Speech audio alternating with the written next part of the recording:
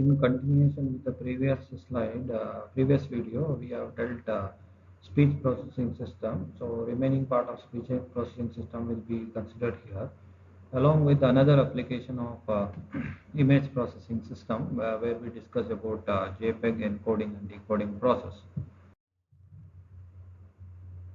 So earlier we have discussed about vocal cord analysis, based on which voiced and unvoiced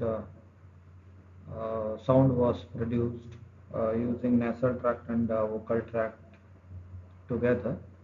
So in continuation with that, we have considered the application of that for a speech production model.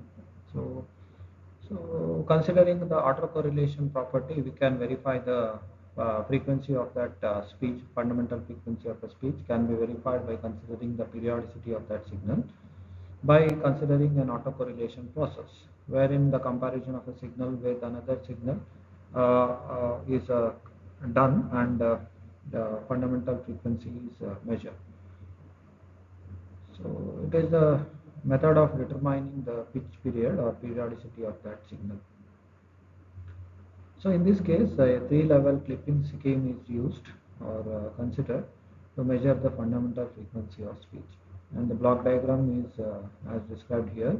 So it consists of pulse train generator, which is a voiced speech generated by the pulse train generator, and the noise, which is unvoiced signal, which is considered earlier. And these two are having a different fundamental frequency of speech, and it is fed to the vocal tract analysis, where we are going to identify the periodicity of that particular signal, thus identifying the fundamental frequency of speech. So block diagram of clipping autocorrelation pitch detector. So here we are going to consider the block of pitch detection process. So we see that S of t is given as the signal, which is fed to a filter of 900 hertz, and it is sampled at 10 kilohertz, and it is done at a rate of 300 samples in a segment, producing S of n, which is the sampled signal of S of t. And selection of 30 millisecond segment with 10 milliseconds interval is done, based on which we refers to the peak level or absolute peak level in the first 100 samples what we have considered, and absolute peak level in the last 100 samples. Then it is fed to the set clipping level circuit or clipping level diagram, wherein we consider the minimum value among these two samples set, that is from IPK1, that is first 100 level peak level samples, and last 100 level 100 samples. So we are going to consider, or we are going to measure by considering the minimum value among these two. Then center clipper, we have Y of n. Then we are using a process of autocorrelation. Then we find the position and peak of that particular signal. Along with that, the energy in the signal is computed by using this compute energy of section, so that will identify or determine the energy in that signal, and compute silence level threshold. So threshold level is identified by using this process, and it is fed to the comparing module or comparison, where we are going to compare the position and peak of a autocorrelated sequence, and it is compared with the energy and the threshold of a particular signal, wherein we are going to compare peak with the threshold for the sound which is normally a silence. So it is giving us either unvoiced or voiced period of that particular signal. So you can see that the speech signal S of t is filtered to retain the frequencies up to 900 Hz and sampled using ADC to get S of n. So that is the sampled signal of S of t. Then the sample signal is processed by dividing it into a set of samples of 30 milliseconds duration with 20 milliseconds overlap of the window. So we can see that it is fed to a low pass filter, wherein the analog to digital conversion process is normally done, that is conversion from continuous to discrete, which is resulting in S of n from S of t. Then with certain duration of time, 30 milliseconds and 10 milliseconds, we are going to consider, or we are going to divide it, divide the samples, And here we can see that the usage of low pass filter, ADC and windowing. So windowing is normally for 30 milliseconds is considered. The threshold is a set of three levels clipping by computing minimum of average of absolute values of first 100 samples and last 100 samples. So the scheme is as described here, setting up a threshold for clipping. So segment of 300 samples, out of 300 samples, 100 samples are being used. And with the threshold IPK considered average of absolute values of first 100 samples, and IPK2 average of 100 samples of the last samples. So threshold for that is considered by considering the minimum of IPK1 and IPK2 into 70%. So the transfer characteristics of three-level clipping circuit are here. If the sample value is greater than plus CL, the output Y of n of the clipper is set to 1. If the sample value is more negative than minus CL, the output Y of n is clipper is set to minus 1. So that depends on CL. So if we have a positive value, it means that the clipper is set to 1. If we have a negative value, it means that the sample value is more negative and the output Y of n is set to minus 1. Similarly, if the sample value is in between minus CL and plus CL, the output Y of n of the clipper is set to 0. So that is normally a positive clipping case, negative clipping case. And the clipping process wherein 0 is considered to be a value for Y of n, where the sample resides between minus CL and plus. So we can see that the autocorrelation of Y of n is computed, which will be 0, 1 or minus 1 as defined in the equation. So the largest peak in the autocorrelation is found and peak value is compared with the fixed threshold. So that is what we do by we consider the largest peak in the autocorrelation and we compare it with the threshold. Then if on comparison, if we see that the peak value is below a threshold, then the segment of S of n is classified as an unwashed segment. So that is what we consider depending on the peak value of a threshold, and the segment is classified as unwashed segment. If the peak value is above threshold, the segment of S of n is classified as a washed segment. That is the purpose of using this. Then the functioning of autocorrelation is shown in this figure. Rn of k is the summation of this. M is equal to 0 to n minus 1 minus k, y of n plus m into y of n plus m plus k. So if the peak value is above this threshold, then S of n is classified as a washed segment. If it falls, if the peak value is below the threshold, then I can say that the segment of S of n is classified as an unwashed segment. Then this is the equation which specifies this convolution of y of n plus m into with y of n plus m plus k. So as shown in this diagram, A is a sample sequence y of n and B is a window of samples of length n, and it is compared with n samples of y of n. So we saw that with 30 nanoseconds, 30 milliseconds and 10 milliseconds and 20 milliseconds separation done for windows and a signal. So there is a maximum match between these. And as we move the window further, we can see that the position C, the match is going to reduce. It means that as we increase the movement of window by considering the time duration, then the position C, some position C or D, something like that, the match is going to be reduced. It will not match to the exact frequency what we consider. So when window is moved further, say to position D, again there is a maximum mismatch. So as you increase the difference among the window, then we can see that there is a problem with the mismatches. So thus y of n is a periodic signal, and the period of repetition can be measured by locating the peaks and finding the time gap between them. So that is what we have done earlier. So we can see that in this diagram, these are the samples and this is A, this is a window, B window. So here we can see that it is moved to certain duration, so that the period is going to change, which in turn changes the matching process. So it is not going to match properly if I consider B, C and D.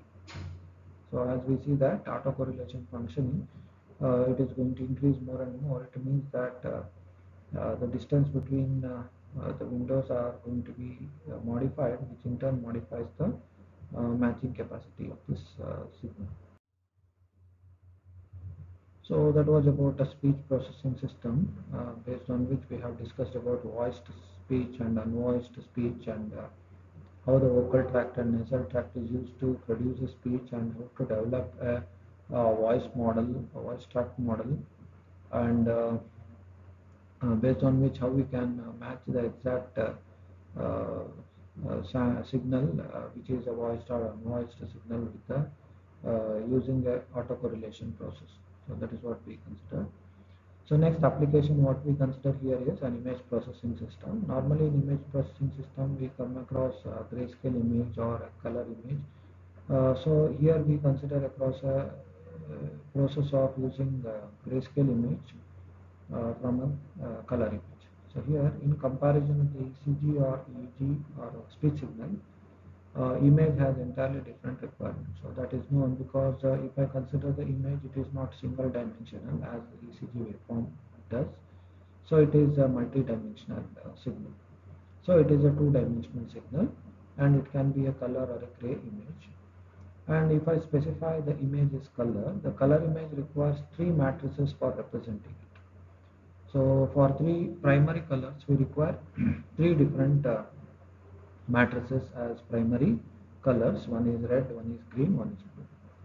And a gray image requires only one matrix. So that is maintaining the gray information of each pixel, or what we call it as picture element or picture cell. So a gray image always require only one matrix. So maintaining only the gray information of each pixel. It do not require three matrices, such as in color image, wherein we require three different matrices maintained for three different primary colors: red, green, and blue. So if I consider the amount of data in an image, which is a signal here, it has got a large amount of data. So it's a signal with a large amount of data.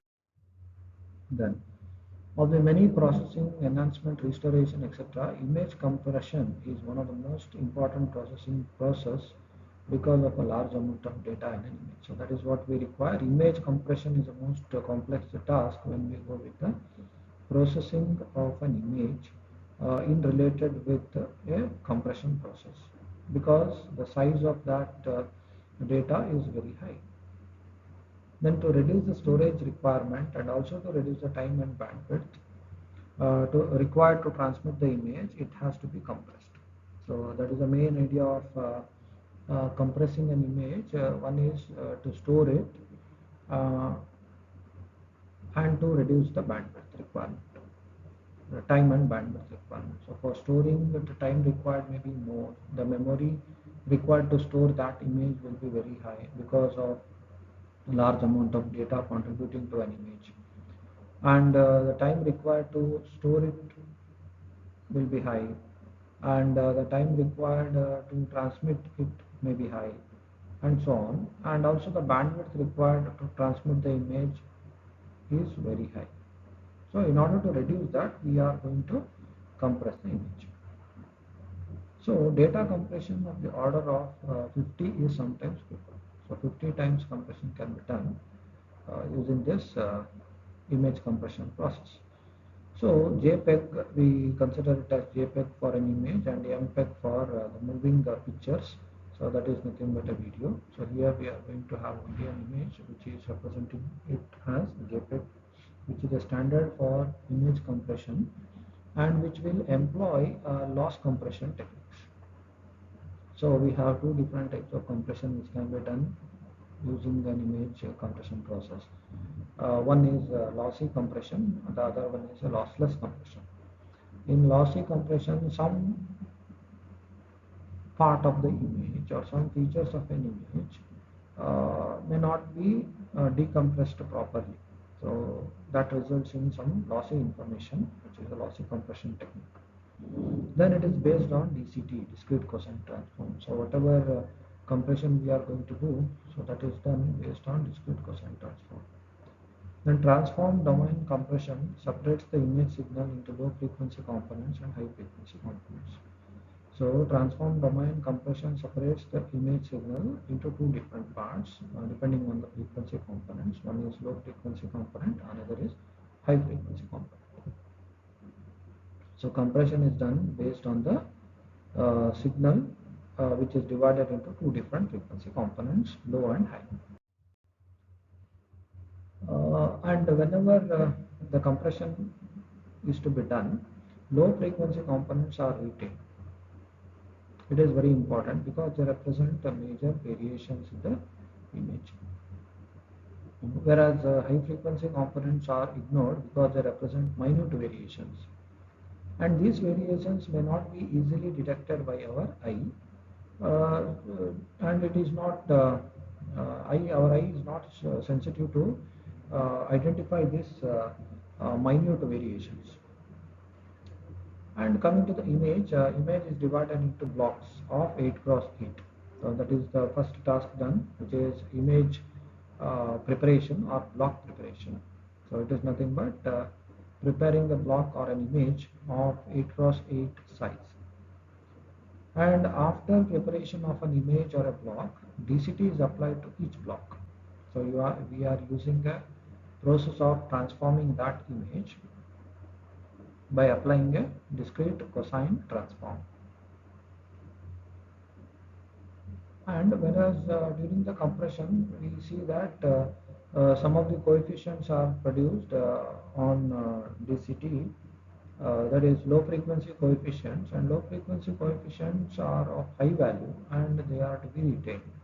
In order to preserve the accuracy or resolution of the image, it has to be retained. And the amount of high frequency components to be retained is decided by the desirable quality of the reconstructed image. So that is what we are going to do. For the reconstruction, we should have a high quality or good quality image which should have high frequency components which can be retained, or low frequency components has to be retained entirely because it will have a major variation in the image. Then forward DCT is given by this equation, which is FU of V is equal to 1 by 4 into this. So which is nothing but applying a DCT onto the block prepared image or divided image. Then the coefficients which are whatever are produced during the process of transformation, it may vary with a very large range. So they are to be quantized. Means some values are to be assigned. Some values are to be assigned, which are the quantized values, or a process of quantization required during the process of compression. As we already know that the low frequency coefficients are significant and high frequency coefficients are not so significant. They are allotted varying number of bits. And the significant coefficients, which are low frequency coefficients, are quantized precisely, accurately with more bits, and insignificant coefficients are quantized with fewer bits. So because a lot of importance is given to the quantization of significant coefficients which are low frequency coefficients. So to perform this, we have a quantization table which can be used, and the content of quantization table indicate the step size for the quantization. So we have certain step size decided for the process of quantization. So depending on the quantization process, we have a quantization table content which indicates the step size of quantization. And if I consider a smaller value in a quantization, it indicates it is a smaller step size and leading to more bits for the coefficients.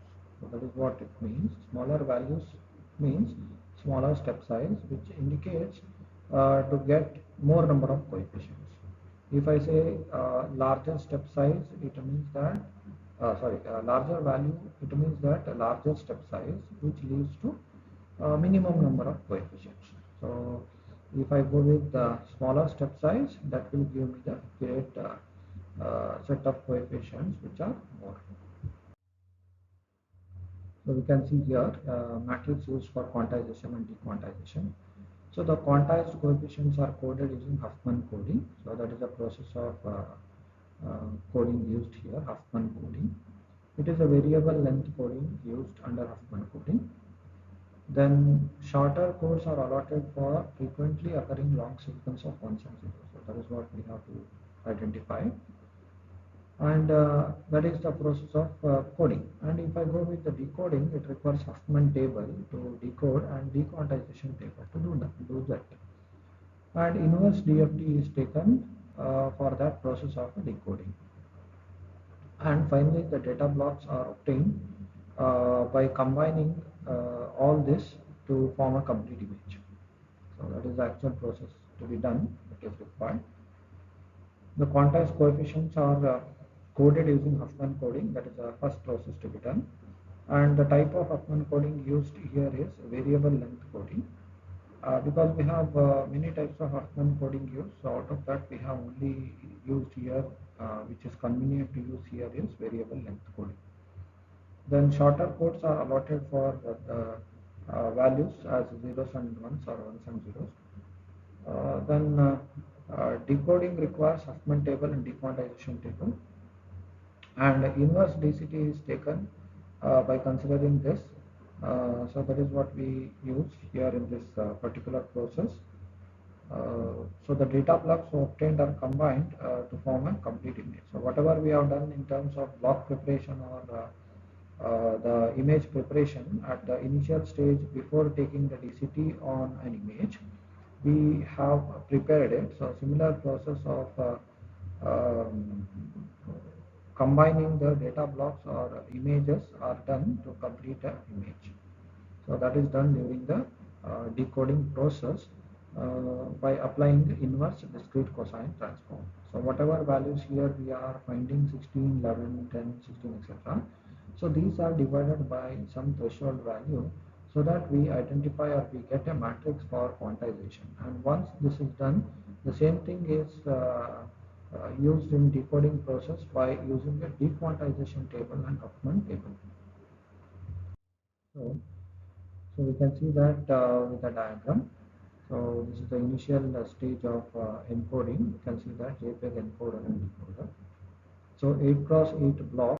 So we are dividing the image into 8 cross 8 block, which is the process of block preparation. So this is the block preparation or image preparation process. And on that we are going to perform transformation, that is discrete cosine transform is applied on this particular block, resulting in a quantization process. And this quantization is done by using the quantization table. So this quantization table will have a threshold value set, and depending on this threshold value, we can find the quantization matrix. So which is based on the quantization table and which is the threshold value. Then it is the quantized values are being encoded using Huffman encoding process, and Huffman encoding is supported by a Huffman table. And once the Huffman encoding is done, we get the compressed data, and this compressed data is having the coefficients which are significant and insignificant. So out of that, if I say significant data, it refers to low frequency components of an image, and the significant data, it refers to insignificant data, it refers to high frequency component of an image. And what we require is mainly the low frequency component of an image, which is a major variation in the image compared to the high frequency component, because high frequency component can be ignored because it is minute variation in the image. Then once we get a compressed data, we are performing a decoding process at the decoding stage by using the Huffman decoding process, which is supported by the Huffman table, and it is going to be dequantized. So whatever quantization process, that is some values are assigned to a particular, value assigned to a particular sample. The same thing is used here in the form of a dequantization process using the dequantization table. And similarly, we just perform an inverse operation by using inverse transformation, that is inverse discrete cosine transform is used. And the same 8 cross 8 block prepared, which is at the encoding process, is decoded here so that all the blocks which are obtained after the transformation are combined together to get the original image. So whatever we are doing here is we are going to compress the data and we are going to uh, decompress the data.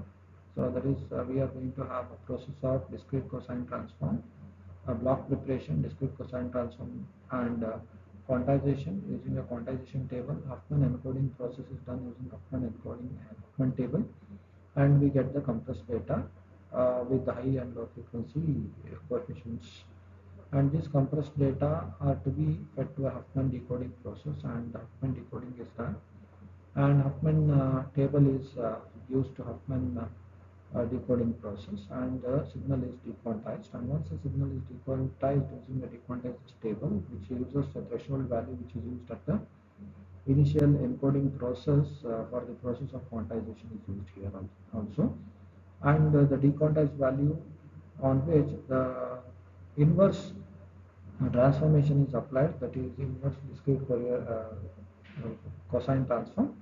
Then all these transformed blocks are being prepared, which is combined here, which was prepared at the encoding process, are combined here to get the original information. But whatever in compression technique we are going to use here, this is a lossy compression algorithm which is applicable for a grayscale image. So this will be the process what we have considered. Earlier what we have discussed in the previous set of slide is the voice tracked model designed and to get the different types of sounds like noise and speech, separated noise and speech, and how we are going to consider the noise and speech separately. And coming to the next, we have discussed about an application of image processing system, wherein we are going to consider the image which is a grayscale image, and this grayscale image will have the images which are having a matrix of values representing the features of an image in as a grayscale matrix. uh, that is the first part of this. Then this image is has to be compressed, and this compression can be done using different algorithms like lossy compression algorithms and lossless compression algorithms, which can use some of the encoding and decoding process. Wherein here we are going to we had used Huffman encoding and decoding process. And similarly, the stages involved in this is JPEG encoding and decoding is transform block preparation or image preparation, and discrete cosine transformation, and quantization using quantization table with respect to the threshold assigned to a quantization table, and Huffman encoding using the Huffman table.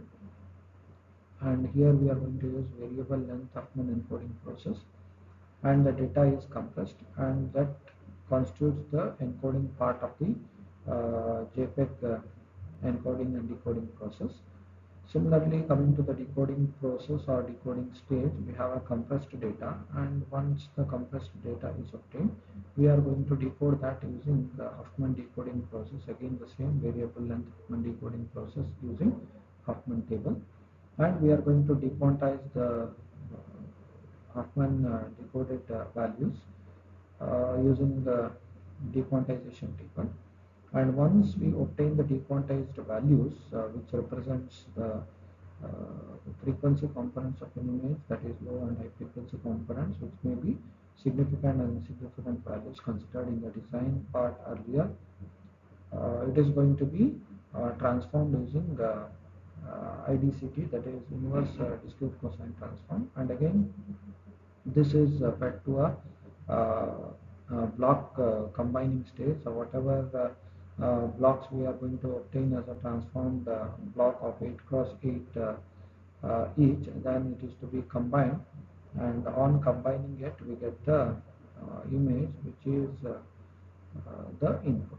So this is what we consider in the case of JPEG encoder and a decoder process. So this will be the end of the applications what we are going to discuss under this applications of DSP processor.